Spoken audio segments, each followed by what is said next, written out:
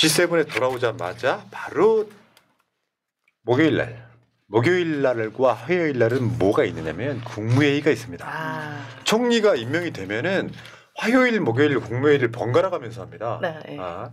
근데 지금 총리가 임명이 아직 안 됐으므로 오자마자 국무회의에서 추경 그거 할 거다 이거거든요. 네. 자, 그 이야기를 한번 해볼 건데, 자, 오늘 이재명 대통령이 오늘 새벽이었죠. 지금 가는 비행기 안에서 기자들이랑 이야기한 말입니다. 2차 추경 앞두고 소득 지원, 소비 진작 모두 고려해야 된다. 그러니까 지금 뭐냐면은 이제 갔다 오자마자 재난지원금, 인생회복지원금 요거에 대한 이야기를 물어볼 때 소득 지원, 소비 진작을 모두 고려해야 된다. 그러니까 지금 이재명 정부 틀 안에서는 굉장히 고민이 많은 거예요. 어떻게 줄 것인가. 그렇죠. 근데 신의 한 수가 나왔어요. 일단 전 국민에게 주자. 그런데 잘 사는 분들은 좀 적게 드리고 좀 못 사는 분들은 많이 드리자. 나는 이 아이디어는 생각지도 못했거든요. 보통 행정비용 많이 든다 그래가지고 차등 지급에 대해서 많이 반대하신 분들도 있는데 이미 코로나 2차 때 그 차등 지급하면서 그 시스템을 마련해놔서 지금은 비용이나 이런 게 많이 발생하지 않습니다. 그 기준이 건보료 납부 내용이라고 하더라고요. 그래서 지금 제가 볼 때 차등 지원으로 가는 것 같긴 해요. 근데 그러니까 저는 솔직히 보편 지급이긴 한데 금액이 다른 거예요. 금액이 다르죠. 금액이 달라요. 다 드리긴 하는데 저번에 88% 이런 건 좀 거시기해. 네. 자, 그래서 추경안이 19일 날 외교 갔다 오자마자 국무회의 상정되고요. 지급 대상 규모는 막바지 검토 중이다 하는데 지금 분위기를 보면 모두 주는데 소득에 따라서 좀 차등 지급하면 약간 좀 보편적 지급이 아닌 것처럼 느껴져서 다 줍니다. 자, 그다음에 국민의힘 같은 경우는 지금 민생을 위한 생산적 추경인지 따져봐야 된다고 또. 그래서 뭐 어쩌라고. 대안이라도 있어 그러면은 어쩌라고. 그러니까 이게 저 JK 김동욱이 얼마 전에 SNS에 썼던 게 난 되게 화가 나더라고요. 이재명 대통령이 당선되니까 나라 망한다. 돈을 이제 세금을 펑펑 쓸 거다 이런 식으로 이야기를 했거든요. 그 사람 외국인 아닙니까? 그러니까 대책은 뭐냐면 대책이 없는 가운데 이것이 최선을 알 수 있어. 근데 이것이 지금 현 상황인 최선인 거예요. 어떻게 할 거야? 지금 자영업자들 다 픽픽 쓰러지고 있는데. 그러니까요. 기한을 두고 소멸성 지역 화폐로 하면 결국은 그 내수 시장이 숨통을 튀게 되어 있거든요. 저희가 실험도 해봤고 이것을 기다리는 분들이 다름 아닌 소상공인들이에요. 너무나 지금 절실하게 기다리고 있습니다.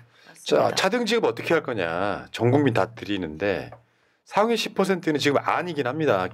확정된 건 아닌데 15만 원. 일반 국민은 25만 원. 차상위 계층 한부모 가족 이제 40만 원. 기초생활수급자는 50만 원 해가지고 야 이거는 굉장한 아이디어로 저는 느껴지거든요.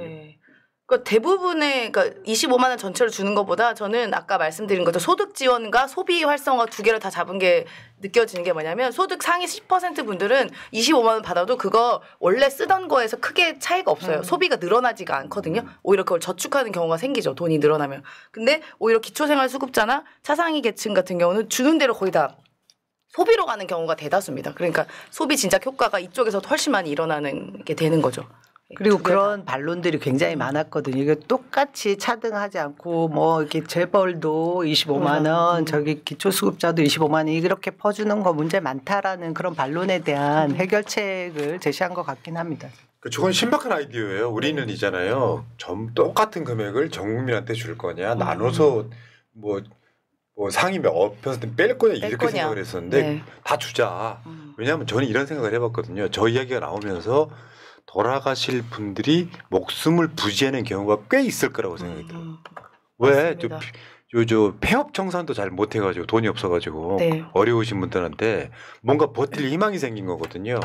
JK 김동욱 같은 애들 안 하고 뭐 알지도 못하면서 국가는 그래서 존재하는 거예요. 정작 캐나다에 가야 할 사람은 안 가고. 그러니까 무시하죠 뭐. 그러니까 그거 제일 웃긴 게 그리고 저희가 민생경제연구소에서 홍길동은행이라고 이제 같이 하고 있는데 긴급 생활 지원 자금 많진 않지만 10만 원 드리는 건데요. 그것 때문에 살아날 희망 생겼다. 그것 때문에 부모님 약값 겨우 구했다. 아이들 분유값 했다 하는 분들이 굉장히 많아요. 이런 게 또 저는 이렇게 나라에서 오히려 지원해 주는 게 오히려 더 큰 희망을 주는 게 아닌가 싶습니다. 저 회복 지원금 매달 주는 거 아니잖아요. 한 번 주는 한 번 주는 거죠. 아마 이거 6개월 안에 써야 될 거예요.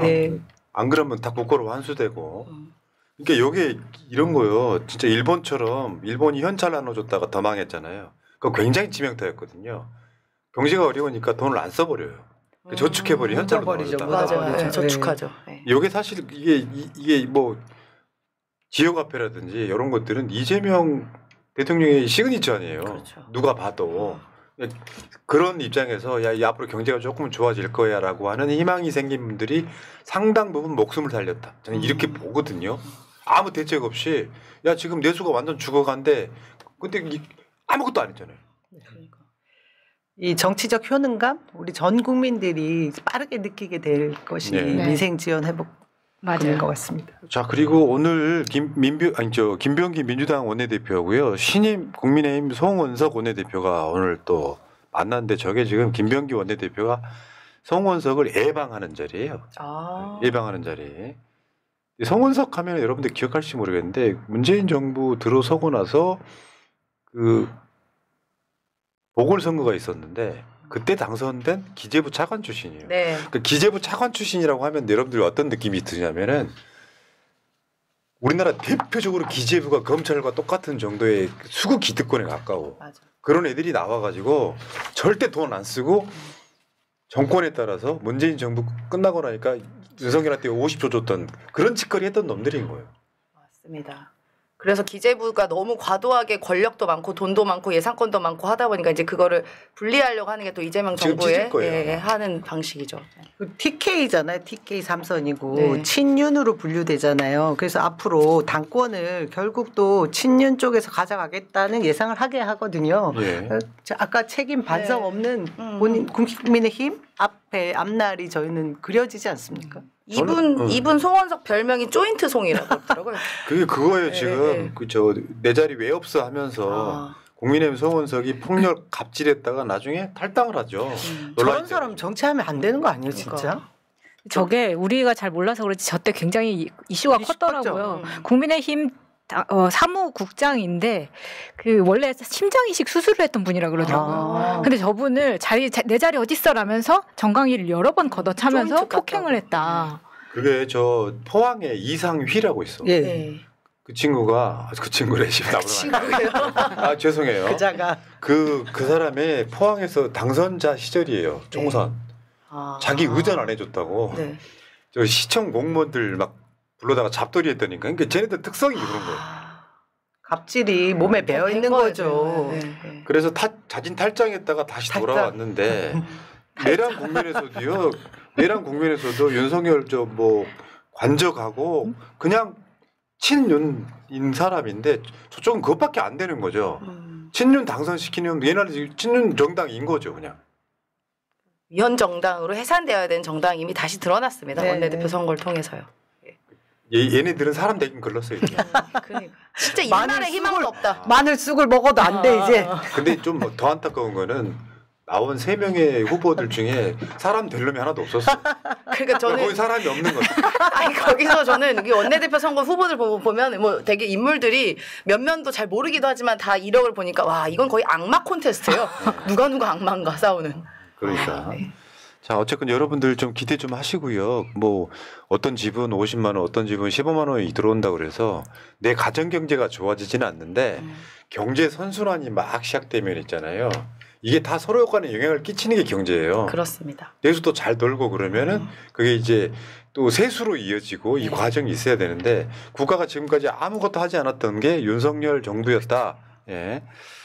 자 겸해서 이거 하나 보여드릴게요. 지금 자영업자 가게 자영업자 11년 만에 지금 빚을 못 갚는 그걸로는 지금 최고라고 합니다. 그러니까 저기 보시면 빚 못 갚는 대출 연체율이 한번 보세요. 계속 올라가고 있잖아요.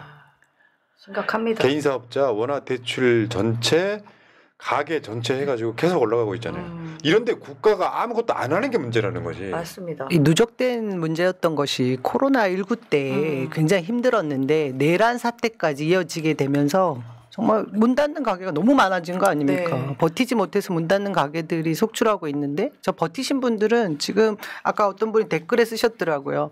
전기세 등 세금도 좀 손 좀 봐달라 이런 말씀하시는데 당장 해결해야 될 것들 때문에 너무 힘들어하시고 계시죠.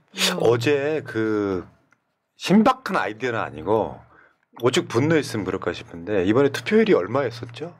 투표율 79점 뭐 그 정도 갔잖아요. 79% 그러면 이번에 전 국민 저 지원금을 투표 안 한 사람들한테 주지 말자. 왜냐하면 그게 투표 누구를 찍었는지는 모르지만 몰라도, 투표 한 사람 안 한 사람은 구분할 수 있어요. 맞아, 그거 했으면 좋겠어요. 어떻게 근데 왜? 찾아내.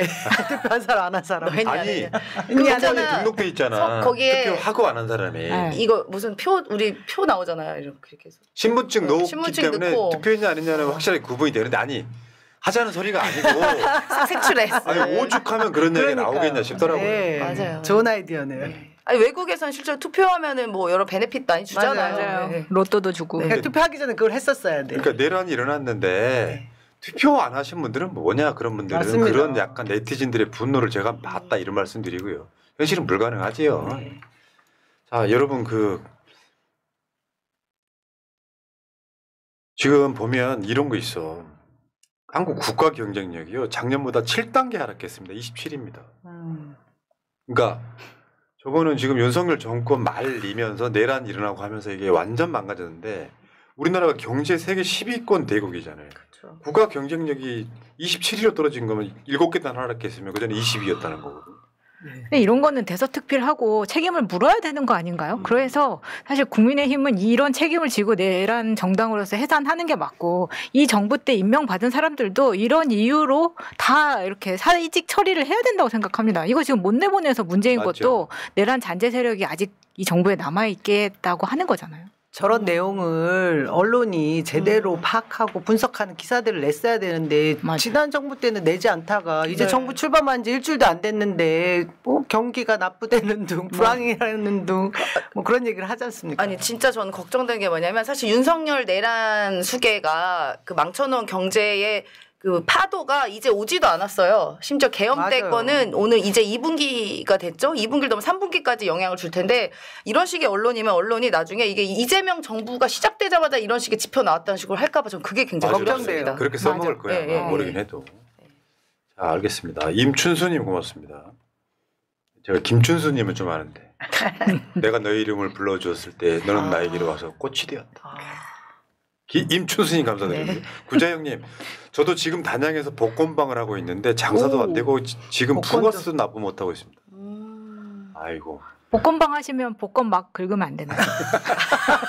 아니 음식점 하는 음식 막 먹으면 안 되는 거 똑같은 근데 거 그거 아닌가? 당첨이 안 되면 있잖아요. 내가 산 복권은 다 돈을 납부해야 되잖아요. 자, 대한독립 만세 이광복님 고맙습니다.